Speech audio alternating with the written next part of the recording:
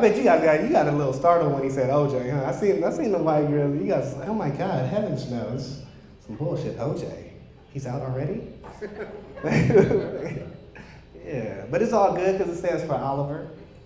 You know, I had to go by OJ because, you know, I got partners in the hood, you know, family in the hood. And I can't go to the hood with a name like Oliver. You know, I fuck around and get my ass beat, you know. You know what I mean? That's like seeing a buff dude eating like a ice cream cone, like a scoop of ice cream on an ice cream cone on Dollar Scoop Tuesdays and shit. You know, that's like seeing this dude right here eating a corn dog. You like corn dogs, player?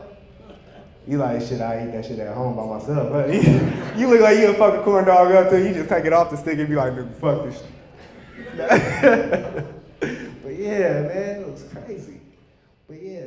My dad was trying to get me to go to school, you know, out in Fairfield so I could play for the Fairfield Falcons or even like the Armeo Indians, you know, and maybe get a scholarship like that through sports.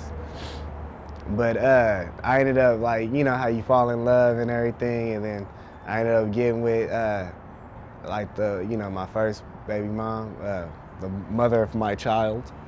And we actually, you know, we started dating and everything, and then I ended up getting her pregnant, right? So once I got her pregnant, then that's when my dad, like, that's what really, like, kind of pissed him off a little bit, because he was just like, man, you know, now you messed up your whole, you know, you're not going to be able to play football.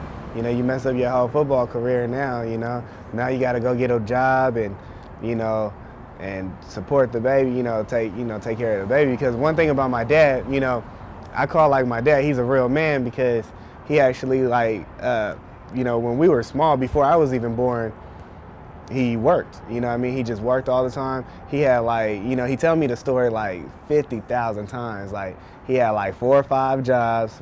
It was really like 3, you know what I mean? And, and you know, he just, you know, he would work day and night basically so we could have a roof over our head, you know? And that's what he did. You know, he always took care of my family, you know, everything, you know? So it's like, that's what I do respect him for, but it's like me, I was different. I don't know if it's because I was spoiled a little bit or whatnot, but it's just, that's not what I wanted to do. Like I've had worked a lot of jobs and stuff, you know, like Home Depot, like construction jobs and warehouse jobs and stuff like that, but it's just not my thing, you know, because even when I'm at work, you know, I would clown around, you know, just, you know, clowning and having everybody laugh, you know. That's one thing I think that a lot of people remember for me is just, you know, clowning. I'll wake up, you know, and put on my work clothes, and I really just like, you know, drive off and like go to my partner's house and like play PlayStation or something, you know. But then my dad, after a while, he started kind of catching on, and he's all like, I know you don't have a job, you know. He's like, what happened?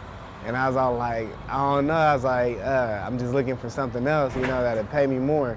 And he's like, that's stupid, you know, why quit a job? You don't quit a job and then, you know, wait to go into another job. He said you're supposed to keep a job and then, you know, then you go into the other job, you know, still having, so you have a backup just in case if you don't get the other one.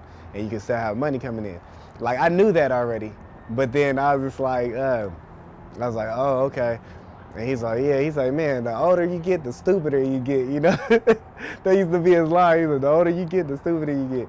But then he'd just say it because it's like, you know, I would give him, those are like, I basically lied to him, you know, so it was an ignorant lie, so he was just like, you know, that's stupid, so, but he knew that I was still doing the comedy thing, so he was just like, you know, I know that, you know, you probably be late to work and stuff because you're doing this comedy. He said, honestly, he said, you got your priorities messed up. He used to always tell me I need to get my priorities straight, right? And he was just like, your priorities all messed up. He's like, you should be focusing on your job that's giving, you know, that you're getting an income in. I mean, it's common sense, you should. But he didn't realize how much I started, you know, the love that I have for comedy, right? And so I was busting my ass to, you know, to get to my comedy shows. My dad said, you know, why can't I use that same energy into getting a job? And he just didn't understand. So for the longest time, he thought, you know, it was like, you know, like I was wasting my time. So he really didn't even come to my shows at first. My mom used to come. She always supported me, even though she didn't agree with it, but she'd come anyway. And she saw how I was doing it, and she saw that I really loved doing it. And I think once she seen all the people too, she was really shocked. So then the next show that I had a big show at Pepper Belly's, and my dad was in the audience because he heard people at the barber shop the barbers was telling them, hey man, have you seen your son? I didn't know your son do comedy. You know, he funny and blah, blah, blah. And then so like hearing people telling my dad that, like, you know, for once it's like he's getting good news about his son, you know, because like usually he would always tell me, people at his job would be like, oh, you know, my daughter is getting straight A's, or my daughter is going to UC Berkeley, my daughter is going to UC Davis, and all. And then he said, he's like, what am I gonna tell him about you? You know? But like now he tells you, but like whenever you hear my dad, like I always hear people, like his friends tell me like, man, your dad is proud of you, you know? He's always talking about how you doing comedy. Everybody and their mama know, like my parents, they went to Jamaica and they must have told like hella people that I do comedy and told them where to look me up and stuff, because hella people from Jamaica was hitting me on Facebook and stuff. It was crazy. So it's like, I know that like it makes me feel good that I'm making them proud now, you know. And then I think what really made them proud is the fact that this is something that I'm being consistent, I'm staying in, you know, and I'm not just in it and I, you know, let it go, you know, or quit, you know what I mean? So I guess like, you know, any parent would feel that way about the kids. So like now me and him, believe it or not, I think this comedy stuff, it kind of made us closer. Because at first for so long we were like this. Like once I had, you know, my first child and stuff, me and my dad was just, we wasn't all there. I mean, we were cool, but then it wasn't like as close as it is now. Like, you know, it's like, you know, I mean, we always did stuff together too, don't get me wrong.